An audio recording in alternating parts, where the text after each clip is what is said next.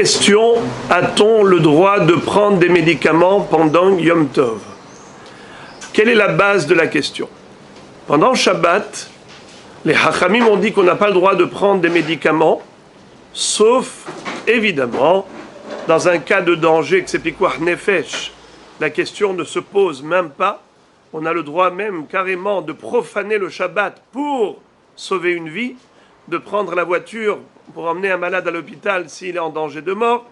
Je ne parle pas de ce cas de figure. Et même pas de quelqu'un qui est alité. Quelqu'un que Nafal et Mishkav, il a besoin de prendre médicaments, Hachamim n'ont pas interdit. Ou bien des antibiotiques qu'il faut prendre en continu sans s'arrêter. Hachamim n'ont pas interdit. Des traitements de fond qui sont permanents. Hachamim n'ont pas interdit tout ce qui est nécessaire à ce point.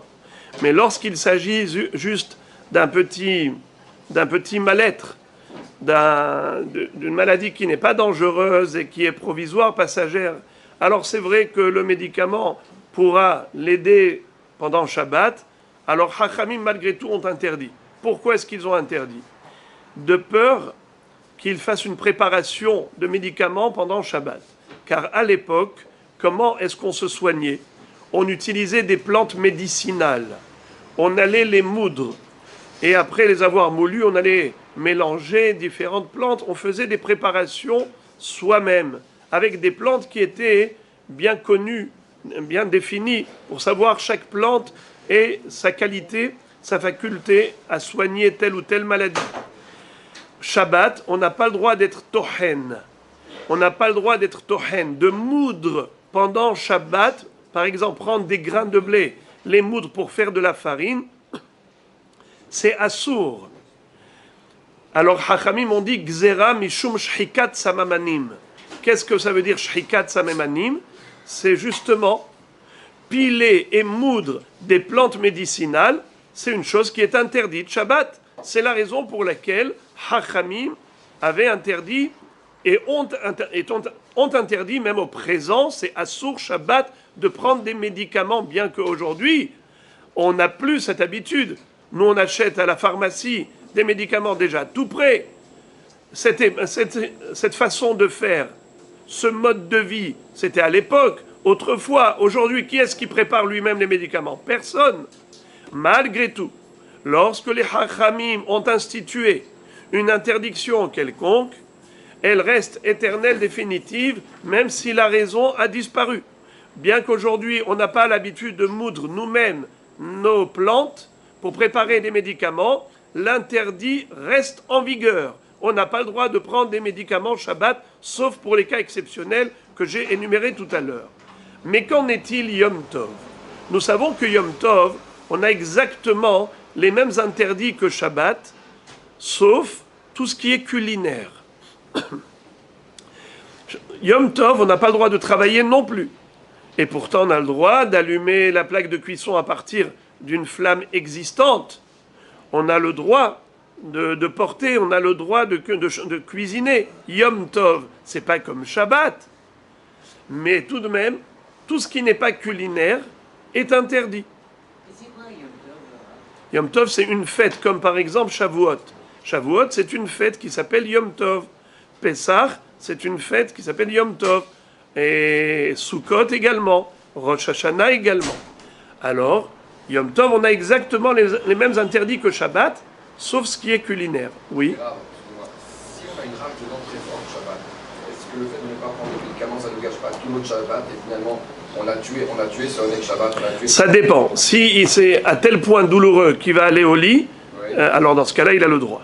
Il a le droit de prendre un... Oui. Si à tel point que Nafal et Mishkav, qu'il ne peut plus circuler normalement. C'est devenu insupportable. Alors dans ce cas-là, c'est moutar. Alors le din maintenant, écoutez le chidouche de Rav Ovadia Yosef Zatzal, il dit quelque chose de nouveau. Il dit que Yom Tov, il est permis de prendre des médicaments. Et Hachamim n'ont pas interdit comme pour Shabbat. Pour quelle raison? Sur quoi il s'appuie pour dire ça? Eh bien, il donne le raisonnement suivant qui est absolument logique. Il dit, pour quelle raison c'est interdit Shabbat? Parce que Hachamim craignait que les gens aillent moudre les plantes. Il dit Yom Tov, tu as le droit de moudre les plantes. Où est-ce que nous voyons qu'on a le droit de moudre des plantes pour les manger? C'est les tevalines, les tavlinim, les épices. On a le droit de prendre par exemple du poivre, le poivre entier, de le moudre pour faire de la poudre de poivre. De prendre des piments, des petits piments secs et de les moudre pour avoir de la poudre. Donc ces épices-là, comment tu les as obtenues? En les pilant pendant Yom Tov. Et c'est permis. Vous allez me dire où est-ce que c'est écrit ça? Je vous lis le Shulchan Aruch. Hilchot Yom Tov, les lois de Yom Tov. Siman Tafkuf Dalet, dans le chapitre 504. Dachin et atevalin kedarkan, she'im yadu chotami be'od yom, yafig ta'aman. On a le droit de moudre des épices pendant Yom Tov. Car s'il avait fait avant Yom Tov, eh bien la saveur et l'arôme de ces épices va s'évaporer, va se dissiper. Or, étant donné qu'on a le droit de manger Yom Tov, et d'ailleurs, des plats, si par exemple on avait préparé des plats avant Yom Tov, ce ne serait pas aussi bon que Yom Tov, eh bien c'est moutard. On n'a pas besoin d'aller préparer avant Yom Tov pour éviter de cuisiner pendant Yom Tov. Sauf pour les Ashkenazim, qui eux en effet considèrent que si le plat ne subit aucune différence, aucune variation, il faut le préparer avant Yom Tov. Pour les Sfaradim, on est plus mekil dans ce domaine. Même si le plat ne subit pas de dégradation en le cuisinant avant Yom Tov, on autorise pendant Yom Tov. Mais malgré tout, le Rav Ovadia Yosef Zatzal dit que si c'est par exemple la confiture, il n'y a pas de différence entre une confiture que tu as préparée la veille ou aujourd'hui. Alors tu l'as fait la veille, tu n'attends pas Yom Tov pour cuire ta confiture. Alors je reviens aux épices. Les épices, on a le droit de les moudre pendant Yom Tov, car sinon, ils perdraient de leur saveur. Vous avez vu d'ailleurs, vous avez des poivriers, quand vous avez ça sur la table. Pourquoi? Comme ça, immédiatement avant de manger, vous allez moudre votre poivre et ça tombe directement dans votre assiette. Et pourquoi ils ont fait ça? C'est pas pour vous embêter à tourner pendant le repas. C'est pour que vous puissiez avoir du poivre tout frais et non pas de la poudre qui a séché depuis 500 ans. D'accord? C'est la raison pour laquelle c'est moutard même pendant Yom Tov. Alors le Rav Ovadia Yosef Zatzal dit quelque chose de très beau. Il dit, tu as le droit de prendre des médicaments pendant Yom Tov.